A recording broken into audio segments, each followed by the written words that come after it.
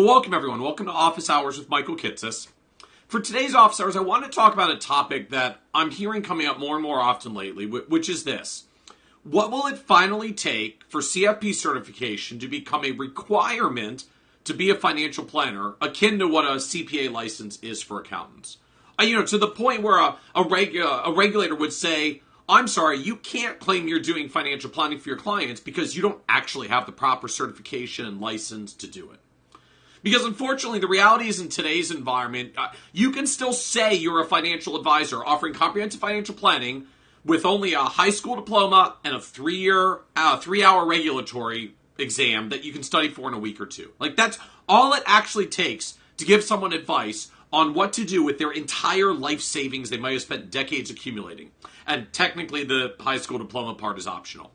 And even beyond that, because the SEC is so lax in its own enforcement of the Investment Advisors Act of 1940, in practice right now, any product salesperson registered with FINRA can also put financial advisor on their business card and say they're giving financial planning advice, even though they don't actually have a license to get paid for advice in the first place. Which means if you are a comprehensive financial planner who actually has the training and education experience to do it and the certification to show for it, and you want to get paid for it, you're stuck trying to differentiate yourself from all the other advisors who say they do the same thing, but don't have the training, don't have the education, don't have the experience, and aren't actually even being paid for it in the first place. Which is pretty frustrating for all of us who are actually doing comprehensive financial planning. And it leads to this question that I'm hearing more and more often, which is, what will it take for regulators to finally step up and require that people who say they're in the business of providing financial advice actually have the training, education, experience to do so, and to be properly licensed and get paid for it. And not to necessarily eliminate insurance agents and brokers and people who fulfill certain functions selling those products, but to separate what do brokers do, what do insurance agents do, and what do financial advisors do. Just as the comment earlier just pointed out, we have CPAs and enrolled agents coexisting, but they only do certain functions. An EA can prepare a tax return. An EA cannot attest an audit. These are separate functions that are regulated as to who's allowed to do what without allowing a whole bunch of crisscross. Now, to understand the path forward from here, the starting point is just to get a clear understanding of where we actually are today, which is that CFP certification is not on the same level as a CPA license, at least not from a legal and regulatory perspective.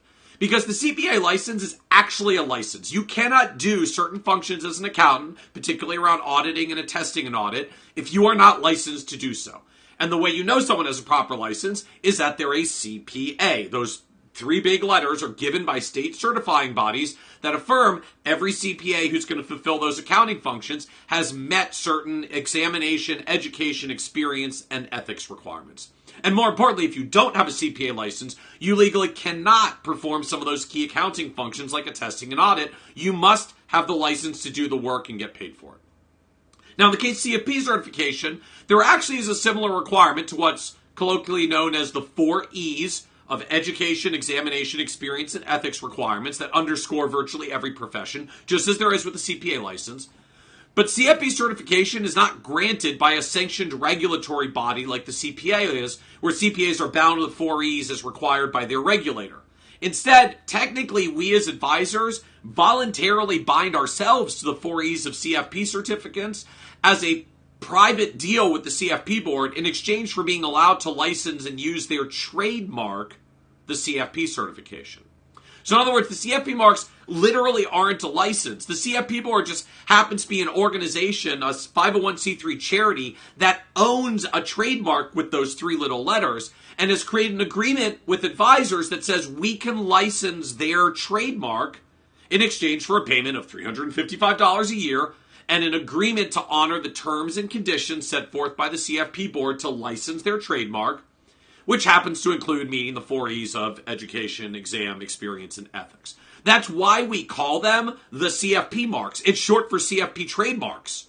And that's why we can't call ourselves a CFP the way that accountants call themselves a CPA and instead have to say CFP professional or CFP practitioner instead. Because CPA is a license. You are a CPA.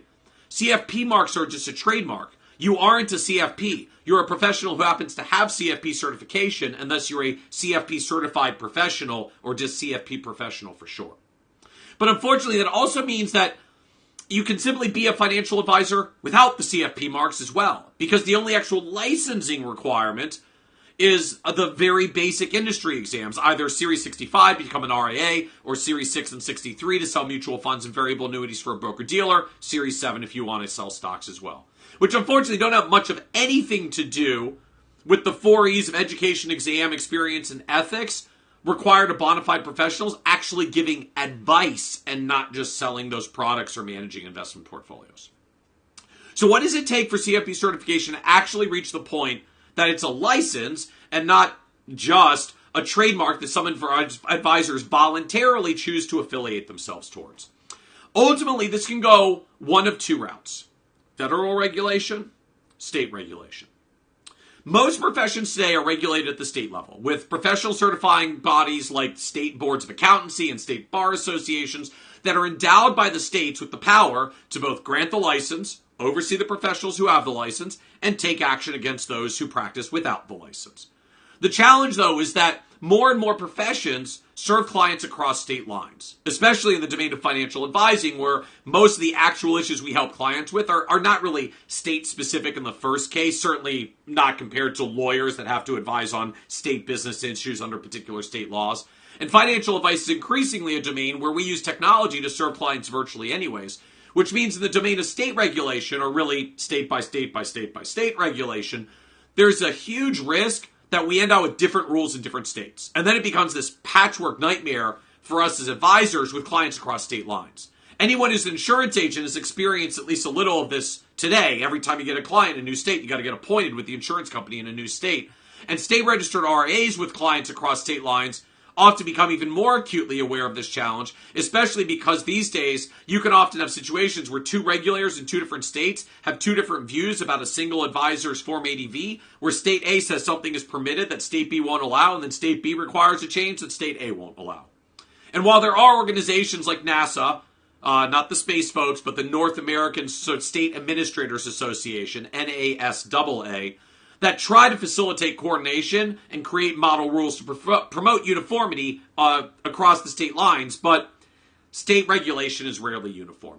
And in fact, this is one of the primary reasons why even CFP Board came out recently against pursuing state regulation for financial planning, because it's so hard in the real world to get uniformity across state lines in an emerging profession that we know is going to entail many or even most practitioners having clients across state lines. So the alternative path is federal regulation. This typically means an organization designated by Congress to operate across state lines at the federal level and set regulation from the top coming down, or at least staining the industry to have the authority to regulate itself. So examples here would be organizations like the SEC, which is a federal regulator, or FINRA, which is technically a self-regulatory organization of broker-dealers that has federal authority to regulate the broker-dealer community. The upside of federal regulation is that the rules are national. They span all 50 states. They don't create the potential irregularities from one state to another. That's why multi-state advisors often eventually move up to federal SEC regulation, so they don't have to comply individually with each of 50 states, one state at a time. The bad news, though, is that federal regulation battles, very public, very challenging, very difficult to change entrenched ways of regulating and doing business, because no regulator ever wants to cede any jurisdiction in the first place and make themselves smaller. So when we talk about the potential for federal regulation of financial planning, the question quickly becomes, what regulator exactly would we advocate for? FINRA was designed to be the self-regulatory organization for broker-dealers and doesn't actually have much knowledge around financial planning and the practice of financial advice. In fact, when brokers are sued for bad advice and go to FINRA arbitration, they typically make the case that they weren't even giving advice. They were operating solely as a broker and salesperson. The SEC could gain authority to regulate financial planning, but the SEC is already struggling just to examine the RIAs it currently oversees, with an exam rate so low that the typical RIA isn't seen more often than once about every 6 to 8 years. So adding a whole bunch of additional financial planners to the SEC's purview, when the SEC can't even get a budget increase for what it currently oversees, not very promising. Now, we could potentially create a new standalone regulator, which I think in theory would be the ideal, an organization that actually understands financial planning and what it's all about, who would oversee all financial planners giving advice regardless of what channel they're in, and require them to have CFP marks in order to prove that they have the training, education, experience to hold out as a financial planner. But that would potentially mean moving those advisors from their current product-based regulators to a new federal financial planning regulator, because it would give the new financial planning regulator the opportunity to oversee insurance agents giving financial advice, brokers giving financial advice, RIAs giving financial advice, which means in the real world, there is now a new federal financial planning regulator taking jurisdiction away from 50 state insurance regulators and FINRA and 50 state securities regulators and the SEC. None of them will necessarily want to see their own regulatory organizations and purview get smaller because all these financial advisors are getting shifted to the new financial planning regulator. Not to say that we can't get there someday, but the more it becomes clear that regulating financial advice one product channel at a time instead of holistically, the more pressure there will actually become to make a change in the years ahead.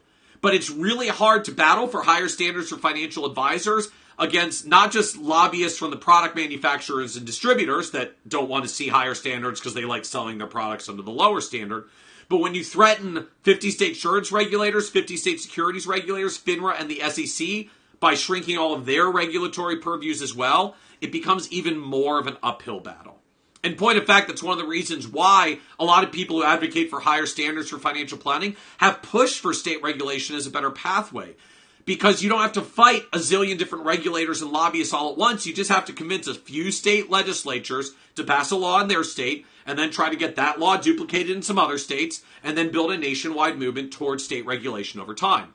Except again, not all 50 states necessarily enact the same law. And from a practical perspective, it's really hard for financial planning to organize a state-level grassroots effort to move the needle in all 50 states at once. Not only is it just literally expensive to marshal the resources, but the product manufacturing industry and distribution side of the industry still has more money, more resources, deeper pockets, more lobbyists to fight in each and every one of those 50 states, which means opening the door to state regulation and facing that much potential lobbying opposition risks actually getting worse and lower standards than we already have. Right? Just look at how weak the SEC's proposed regulation best interest and the new form CRS would be.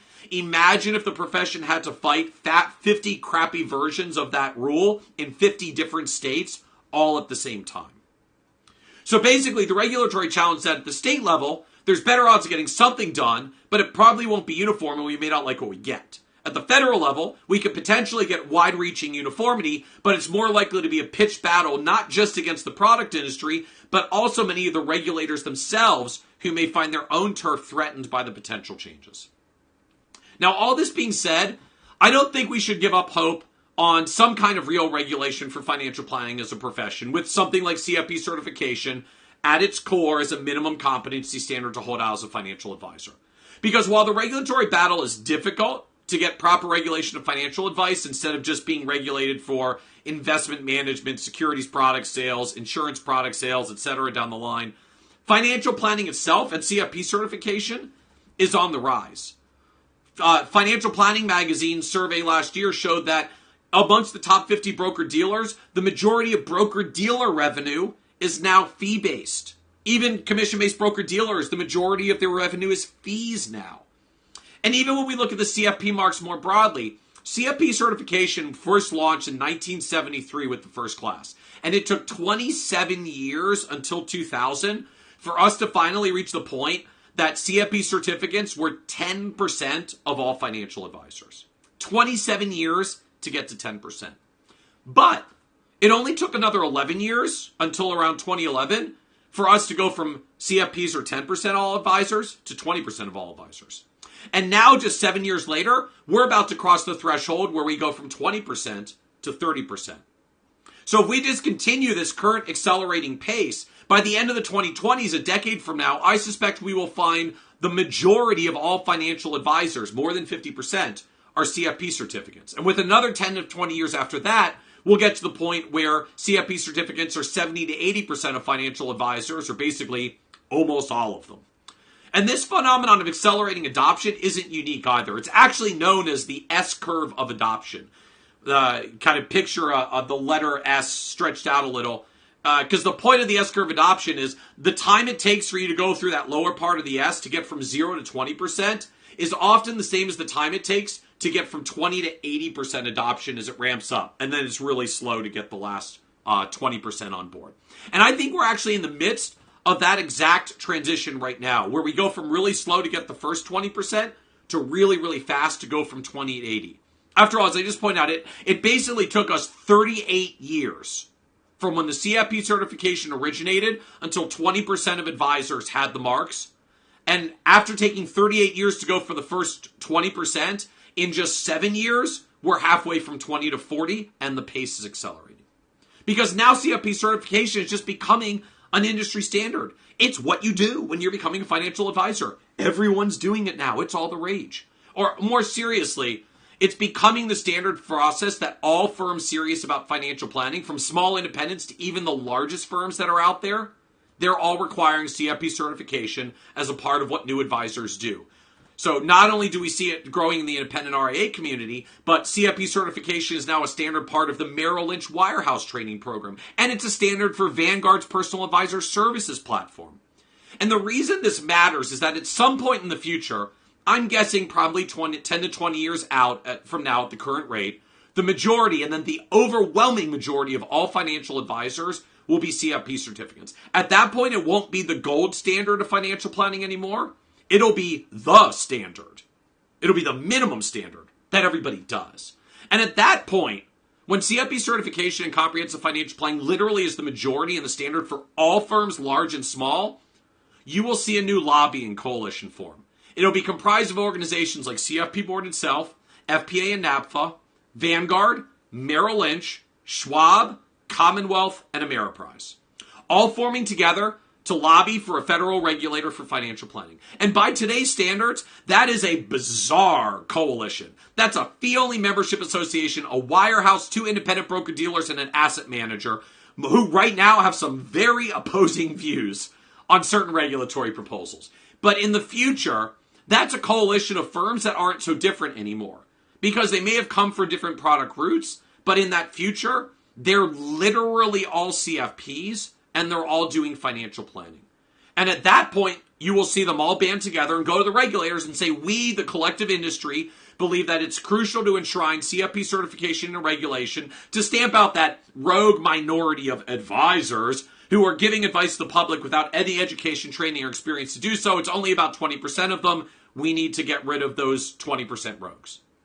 That's a difficult battle now because up until just a few years ago, CFPs were the rogues. They were the rare 20%. The other 80% didn't have CFP certification. And even now, we're still approaching just 30%. And it's just not feasible for a vocal minority to convince a regulator to completely change the rules for the majority of the industry, who obviously will lobby and fight against the change because they feel it may harm them. But with the continued growth and adoption of CFP certification, at some point, financial planning and CFP certification that is the mainstream and is not the gold standard, it's the standard. At that point, you will see all those major firms and organizations across all the lines of today's industry channels come together to truly lift the standards. Because once they've already gotten themselves there voluntarily, now it's even in their interest to lift the standards, if only to push out the rest who haven't stepped up. That's why continued growth of CFP certification, I think, is so important. Why I'm such an advocate for the CFP marks, even though I don't always like everything the CFP board does, and I'm often quite vocal in public comment letters against certain changes they propose, because CFP certification is still the best and most positive pathway forward that we have towards becoming a recognized and real profession. And the more adoption of the CFP marks themselves continues to grow and becomes the standard, and the more you see firms large and small adopt financial planning and start doing it, the closer we move towards that end goal. So I hope that's helpful as a little food for thought around future regulation of financial planning itself, why the CFP isn't a license yet, and why I think we actually are on the right track to getting there already. It's just going to take more time.